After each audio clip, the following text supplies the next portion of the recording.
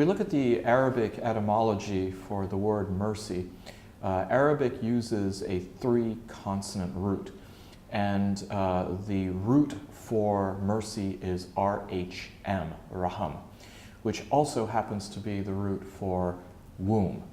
And this idea of a mother's womb being a place of protection, a place of insulation, and actually one's first experience of protection and insulation is a wonderful metaphor for mercy, because in a sense mercy does provide that enveloping insulation, protection for the individual, and it falls into then the Islamic idea of mercy being a blessing and a gift, something much more than what would be considered a conventional idea of mercy being synonymous with forgiveness. Forgiveness suggests that mercy must be requested because of a transgression that has been committed or an offense that has been made. Here, mercy can be given proactively. It is true that mercy is not only about forgiveness. You know, in a sense, everything we receive in this life comes from God and is an expression of His mercy towards us. So all His blessings, whether they are material or spiritual, are an expression of God's merciful attitude towards us.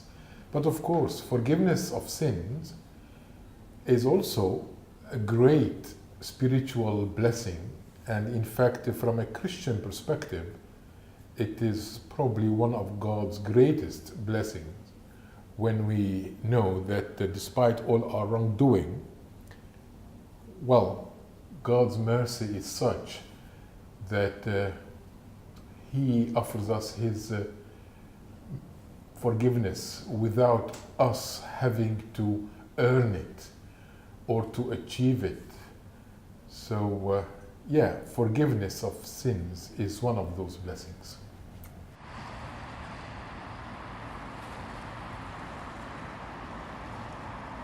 Jesus makes it clear that we have no options as His disciples but to be merciful towards each other. He said, "Be merciful as your Father in heaven is merciful." And the relationship between gratitude, our gratitude to God, and His forgiveness of sins is given in the parable of the unmerciful servant in the Gospel of Matthew chapter 18, when Peter asked Jesus, "How many times should I forgive my brother? 7 times?" And Jesus says, "No, 77 times." Which means, indefinitely, you should always forgive. And then Jesus follows this by giving the parable of the unmerciful servant. Someone who was indebted to his master. He had a huge debt. And he came to his master and pleaded with him. And out of his mercy, his master decided to cancel all his debts. So he goes home, and on his way back home, he comes across a friend of him who has a debt towards him, but a very small one. And immediately he urges him to pay his debt. And Jesus' comment is, this guy has not really grasped the amount of God's mercy towards him, because if he did, he would, in response to God's gracious attitude towards him, he would have canceled the debts that his friend would have had towards him.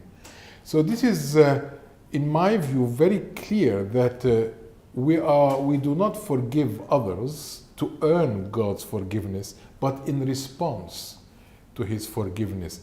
But this response, if it is not there, it means that we have not really measured the immensity of God's mercy towards us. It's interesting, in the Islamic tradition, the connection between mercy and gratitude is very strong. And one of the reasons being is that both mercy and gratitude are forms of worship.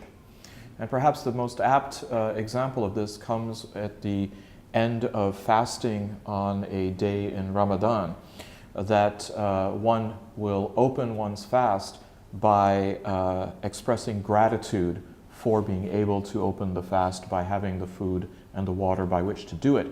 And so it's a recognition of the gratitude to God for His bounty, but also the blessing that that bounty brings. So you see the interplay of mercy and gratitude, but within this broader space of worship.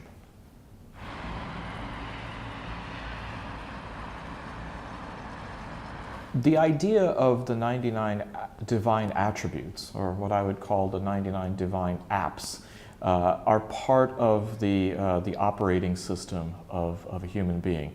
And when there is the notion of humankind being created in the image of God, from the Islamic perspective, that means that the human being is imbued with the 99 divine attributes or apps. One of these being mercy.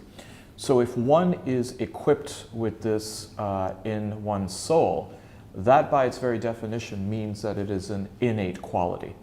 And oftentimes when something is unable to be expressed, it's not because of the absence of that quality, it's because of all of the filters that are on. An example would be for having a room that has several coats of paint or wallpaper on it. If one wants to find what was the original color of the wall, one then has to strip away all of the dirt and all of the various other colors of paint that have built up over time. And so we find then that to reach that primordial state of mercy to be expressed requires one to understand that it is, in fact, an innate quality. Well, of course, the idea that God has created us in His image is found in the Bible, and it has some implications that you have just highlighted. But in the Bible, there is also the other side of the coin. And the other side of the coin is that we are sinners, sinful. In other words, we are not necessarily inclined to show mercy to others. In fact, the Quran says in one verse, Al-nafsul ammara bisu, meaning the human soul is biased towards evil. And there is also a hadith which says that every human being, shortly after he or she is born, they are struck by the devil. And this is why they cry. So in other words, even Islamic sources recognize that somehow human beings, right from the beginning of their existence, are exposed to evil. So yeah, people are created in God's image, but at the same time, they are influenced by evil. And so perhaps this is why they are not naturally inclined to show mercy to each other, as unfortunately we experience too often in our world, and especially in my world.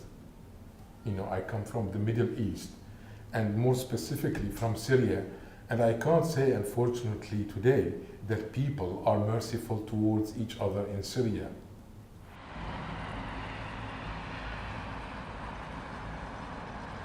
The true religion is about a relationship with God, a relationship with each other. It is not about performing rites, attending ceremonies. That might be a part of religion, but at the end of the day, if you are a believer, it is in how you relate to God and to your neighbor that you prove it.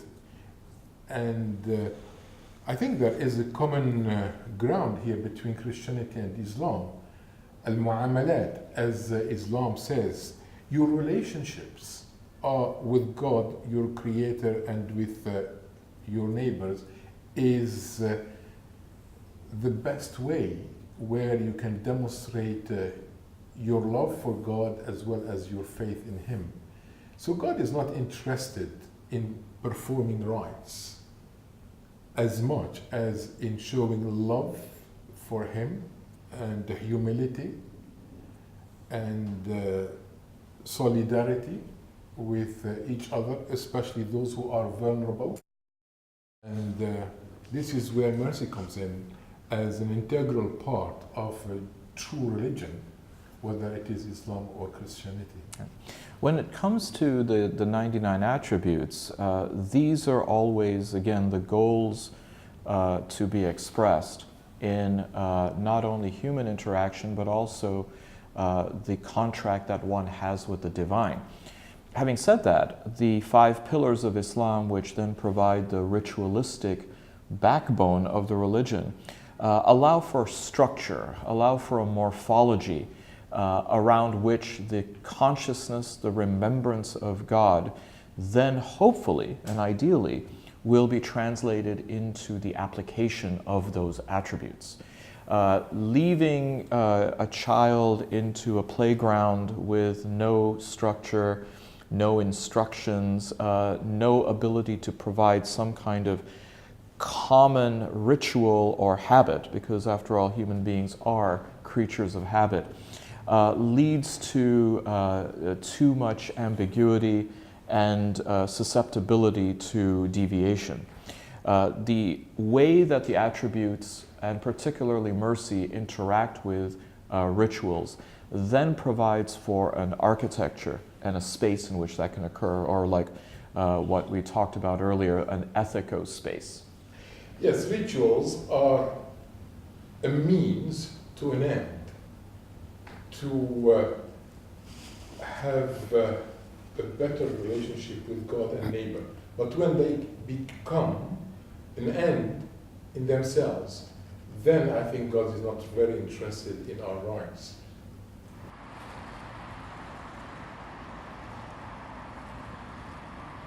In Islam, Muslims will invoke the merciful nature of God perhaps several hundred times a day.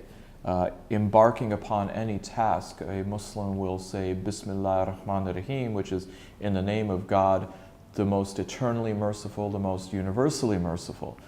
And certainly that's embedded within the second pillar of Islam, the 5 daily obligatory prayers, where at least twice in each prayer they will start the prayer with this particular verbiage. That can certainly be said to then suggest that mercy plays a paramount role among all the divine attributes because of the number of times that it is uttered. At the same time as it being a reminder, there is unfortunately the danger that people will become anesthetized, perhaps even domesticated to this, because it becomes seen as so trivial and non-unique. And we as a species tend to like shiny objects, novelties, unique things, serendipitous things occurring. But I think it's also important to recognize that after a while we achieve an acclimation. Just because we wake up in the morning and brush our teeth does not mean that we trivialize or domesticate it or in fact stop doing it. So in the case of mercy, the continued remembrance of it and the invocation of it is intended to acclimate it to become not only innate but automatic in our ability to express it and to apply it. I think we run the risk of domesticating God's mercy when we take it for granted. You know, we believe in God. He ought to be merciful towards us. And I think God's mercy is always a gift. We never deserve to be given this gift. So we need to be very careful not to take God's mercy for granted. Or another way of taming God's mercy is when we accept God's mercy for us, but we don't act upon it in being merciful towards others. So we are happy to be the beneficiary of God's mercy, but we are not prepared to share God's mercy with others. And this is what I think Dietrich Bonhoeffer said about cheap grace. You know, people takes God's grace for granted, and they don't realize that there are implications for our daily living as a result of welcoming God's grace in our life. And if these implications, if these signs are not there, then it is worth asking ourselves whether we have really understood what it means for us to be beneficiary and recipients of God's mercy and grace. I think that also highlights what you said before, the interconnectivity and the relationship between mercy and gratitude, and the idea that these need to be then recognized, that unless one is grateful and expresses the gratitude for mercy being bestowed, they may be disinclined or dismissive to be then able to pay that mercy forward.